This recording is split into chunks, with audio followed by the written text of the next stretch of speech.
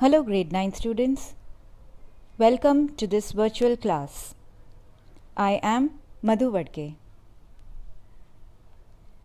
In today's video class we will revise chapter 2 polynomials. I hope everyone is keeping pace with video lessons and learning all the concepts on regular basis. With the current scenario, there's a big question mark when the schools are going to reopen. However, we have to be prepared with our lessons in case there is an assessment announced. So we will recall and revise the concepts so that they are reinforced. We started with chapter by knowing what is a polynomial and what are the criteria for an algebraic expression to be a polynomial. We also understood what are the terms of a polynomial, coefficients in a polynomial, and how to find the degree of a polynomial. For example, a polynomial in x is written as p of x, let's say 3x cube minus 4x. This is a polynomial in one variable that has two terms. One is 3x cube and the other is minus 4x. The terms of a polynomial are separated with a plus or a minus. The number multiplied to the variable is called as the coefficient. So here the coefficient of x is minus 4 and coefficient of x cube is 3. The power of x in this term is 1 and power of x in this term is 3. So the highest power of the variable in the polynomial is called degree. So this polynomial has degree 3. So this is an example of a polynomial. Now consider an algebraic expression in variable y, minus 30 square root of y.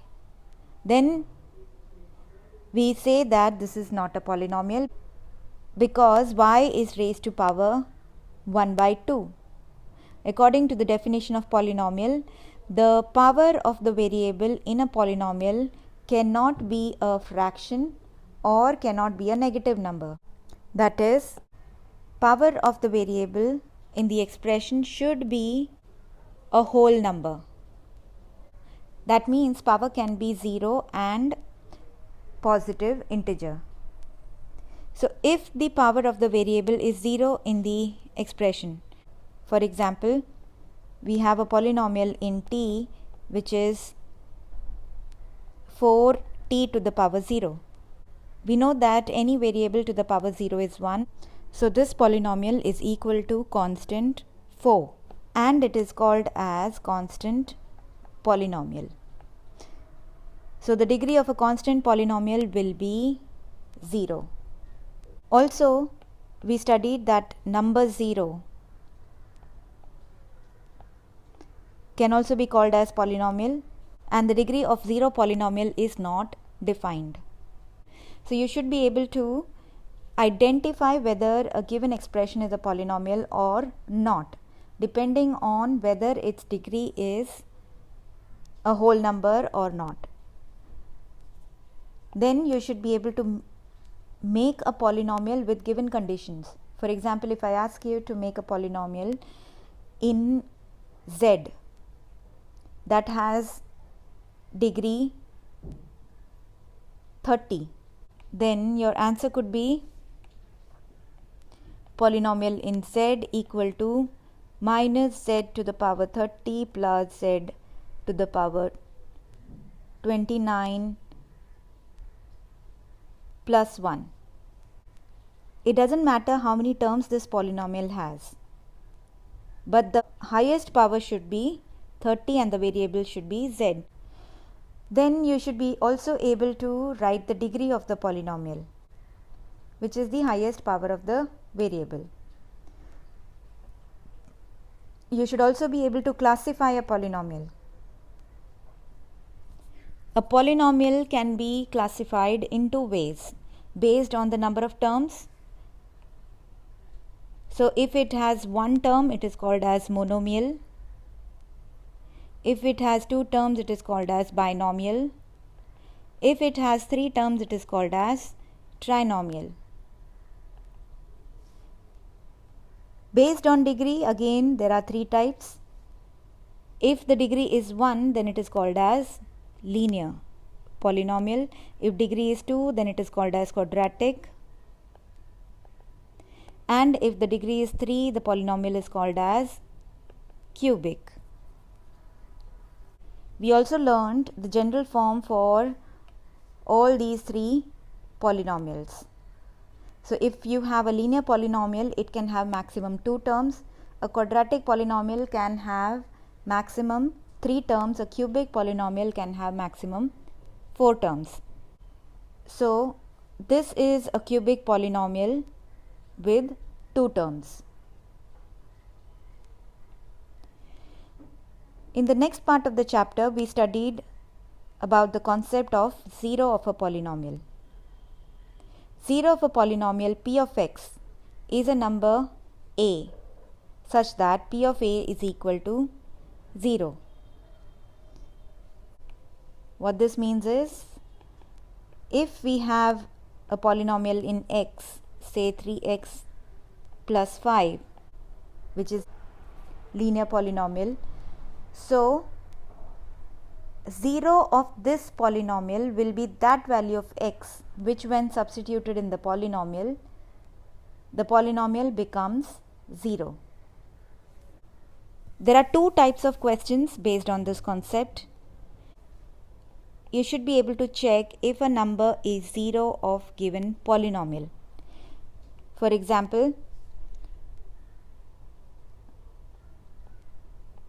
check if 3 is 0 of minus 4x plus 3. So how do we check this? We substitute 3 in the polynomial in place of x, and then we calculate this polynomial and find its value. If the polynomial becomes 0, then 3 is a 0 of this polynomial.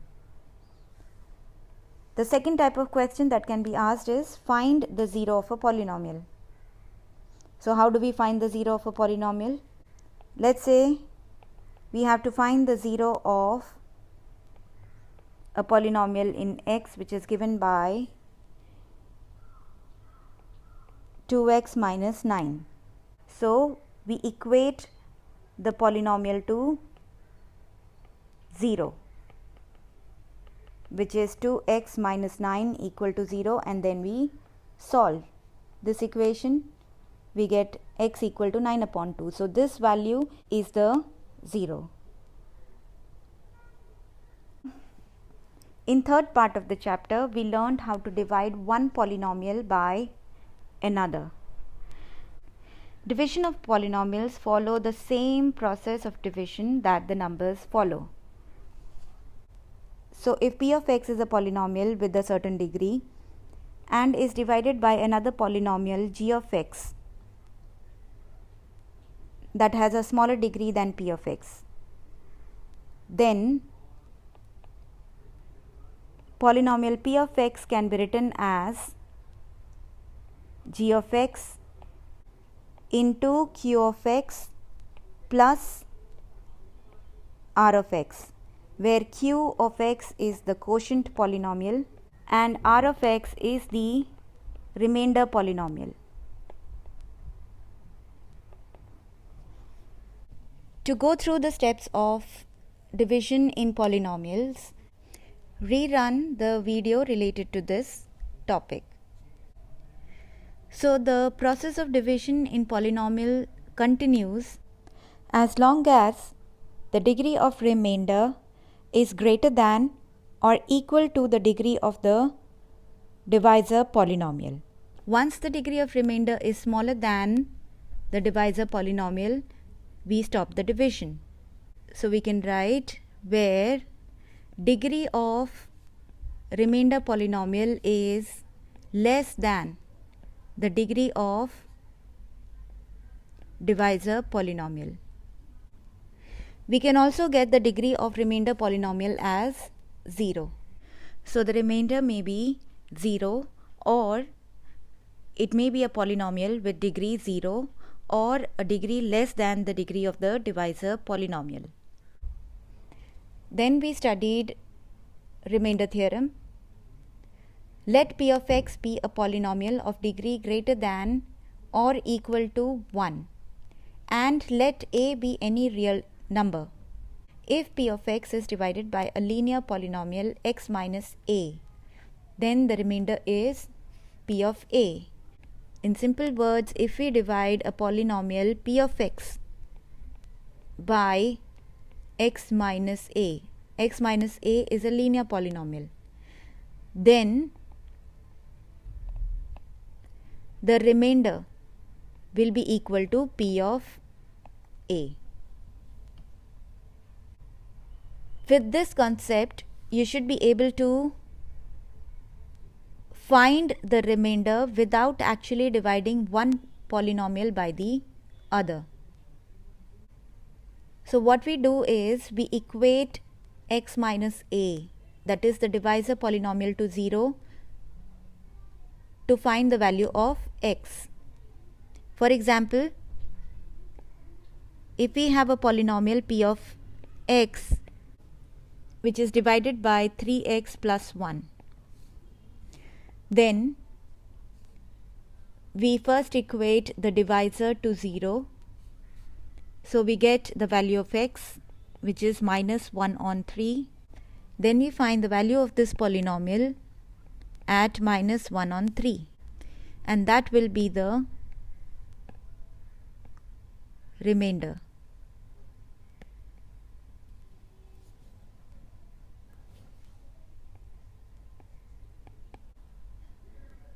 The next concept of the chapter was factor theorem, which is an extension of remainder theorem. If p of x is a polynomial that has degree greater than or equal to 1 and a is any real number, then x minus a is a factor of p of x if the remainder is 0, which is p of a is 0. And if p of a is 0, then we can say x minus a is a factor of the polynomial. So going back to the previous example, if in this example remainder is 0, then we can say that 3x plus 1 is a factor of p of x. So if you are given that x minus a is a factor of p of x, then we can equate the remainder to 0, because we know the remainder will be 0. If the remainder is 0, then we can say that x minus a is a factor of the polynomial. Under this section, we studied how to factorize polynomial using two methods. One, splitting the middle term, and second, using factor theorem. Splitting the middle term can be used for factorizing quadratic polynomial that has a general form ax square plus bx plus c. So in this method, we find the product, which is a into c. Then we factorize a into c into two factors. The sum of these two factors should be equal to b. Keeping in mind that the factors can be positive or negative, so that on multiplying we get this product and on adding we get the coefficient of x. The factor theorem is used for polynomials that has degree greater than 2. For example, polynomial p of x is 2x cubed plus 3x square minus 11x minus 6. So this is a cubic polynomial and it can be factorized using factor theorem. So what we have to do is find the factors of minus 6, all factors of minus 6. Then we substitute each factor in this polynomial and find the value of the polynomial. So for one of these factors, the value of polynomial will become 0. So suppose for factor a, this polynomial becomes 0. So we can say that x minus a is a factor of this polynomial. Then we use the long division method and divide this polynomial by x minus a to get the quotient. So quotient is the other factor, and we then factorize quotient by splitting the middle term method to get all the factors. The question on splitting the middle term can be of 2 marks, whereas a question which is based on factor theorem can be of 3 or 4 marks because it involves many steps. Rerun the video to follow the steps correctly and then practice more problems based on this concept. So you should be able to determine if the given polynomial is a factor of other polynomials. That can be done by finding the remainder. So if the remainder is 0, then the given polynomial is a factor of the other polynomial. Then you should be able to find the value of unknown variable if it is given that g of x is a factor of p of x. So if it is given that g of x equal to, say, x minus 3 is factor of a polynomial p of x equal to x square minus bx plus 12. You should be able to find b. And how do we do that? You equate x minus 3 to 0. So you get x equal to 3. Then you substitute 3 in place of x in p of x and equate it to 0. Because we know that x minus 3 is a factor of p of x, so p of 3 will be the remainder and remainder should be 0. Then you solve the equation p of x equal to 0 to get the value of unknown variable. Lastly, you should be able to factorize a given polynomial using these two methods. And of course, there are other methods of factorizing like using identities or grouping. And towards the end of the chapter, we studied about various identities. We started with identities related to the product of binomials. So, a plus minus b whole square is a square plus minus 2ab plus b square. I am writing two identities together. So if you have a plus b the whole square, it will be written as a square plus 2ab plus b square. If you have a minus b the whole square, then it will be written as a square minus 2ab plus b square. Then the second identity is a plus b into a minus b, which is equal to a square minus b square. The third identity, x plus a into x plus b, which is equal to x square plus a plus b times x plus ab.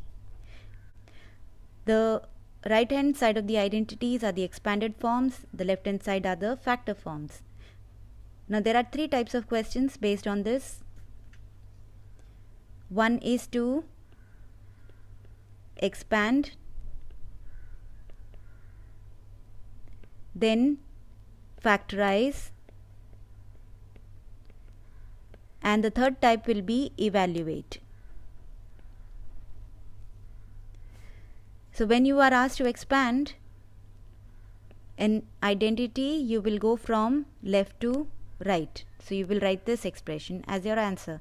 When you are asked to factorize, then you will write the left hand side as your answer, the factor form. And you can calculate numbers like 98 square or 104 into 99. These kind of products can be evaluated using above identities. The second type of identity that you studied was square of a trinomial. which is a plus b plus c the whole square, which is equal to a square plus b square plus c square plus 2ab plus 2bc plus 2ca. In this case also we can have two types of question, expand and factorize, using this identity. The third type of identity was cube of binomial, that is a plus minus b the whole cube, which is a cube plus minus 3a square b plus 3ab square plus minus b cube. I am writing both the identities together, that is a plus b whole cube and a minus b whole cube. So when you have a plus b, all the signs on the right hand side will also be plus, but when we have a minus b whole cube, then the second and the fourth term will be negative. Again, using this identity we can have questions like expand, factorize and evaluate.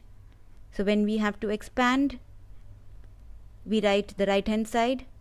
When we have to factorize, we write the left hand side.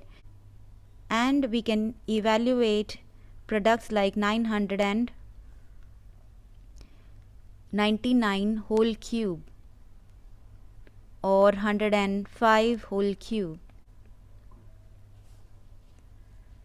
using the above identity. Then we studied about the sum and difference of two cubes.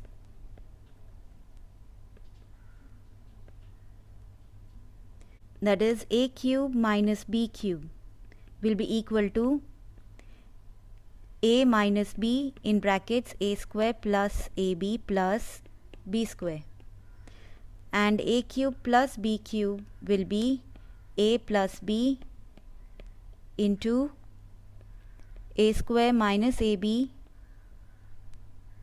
plus b square. So these are the factors. The questions based on this identity will be to factorize. So we have to write down the factors that are shown on the right hand side of the identity. The last identity of this chapter is deleted according to the revised syllabus for this current year 2021, and so the questions related to it are also deleted. With this, we come to the end of this video lesson. Your assignment is to create a mind map for this chapter. See you in the next class. Until then, goodbye.